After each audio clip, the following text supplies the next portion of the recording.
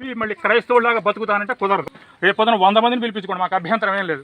VRO తీసుకొస్తాను, చక్కగా అందరికీ ఎంఆర్ఓ వారికి చెప్పేసి క్రైస్తవ సర్టిఫికేట్ ఇప్పించేసేస్తాను, ఎస్సీ సర్టిఫికేట్ క్యాన్సిల్ చేసేస్తాను. చట్టాలన్నీ మీకు తెలుసు, తెలియని చట్టాలు ఇంకా దేశంలో ఉన్నాయి.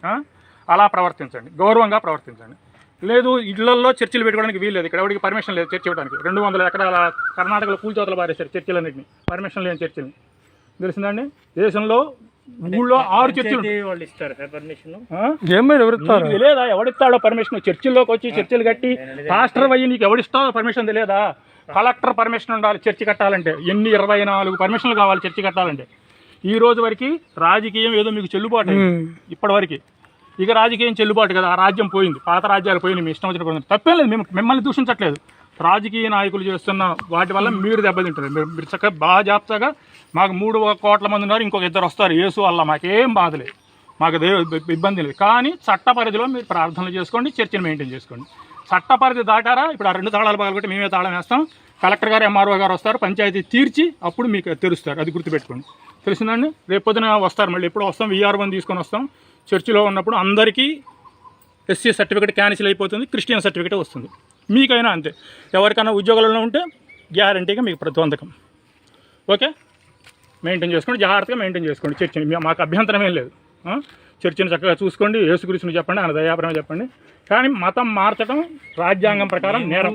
ఇక్కడ ఇళ్లలో ఎవరి దగ్గరికి ఇంతవరకు ఇంటికి నేను ఎవరికి అసలు నువ్వు తెలియదు, అసలు రాకూడదు. నువ్వు అక్కడి నుంచి రావచ్చు, అవసరం లేదు. నీకు అక్కడ 15-20 కిలోమీటర్ల నుంచి ఇక్కడ ప్రార్థన చేస్తా, ఇక్కడ చేస్తున్నట్టు అవసరం తనకు అంత అవసరం చెప్పు. నీకు యేసుక్రీస్తు భక్తులు ఉన్నాయి, చేసుకో, నీ ఇంట్లో చేసుకో. చర్చిలు లేవా కల్లూరులో?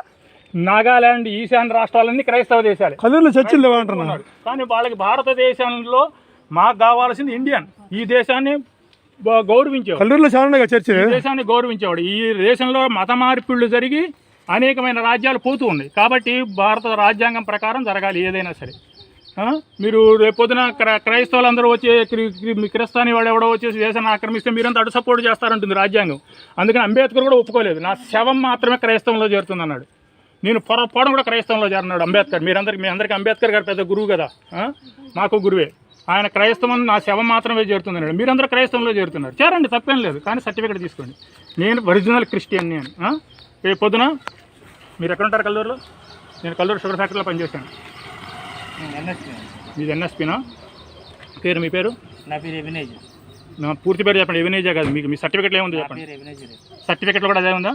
వెరీ గుడ్, చూసుకోండి, జాగ్రత్తగా చూసుకోండి. రేపు 2-3 రోజుల్లో మళ్ళీ ఇంకొకసారి జరిగిందంటే ఇక్కడ కలెక్టర్కి ఎంఆర్ఓకి ఇస్తాం. ఆల్రెడీ అక్కడ ఆర్సీసీ వాళ్ళు చర్చి కొడితే తీసేసాం, పీకాతలు పారేసాం.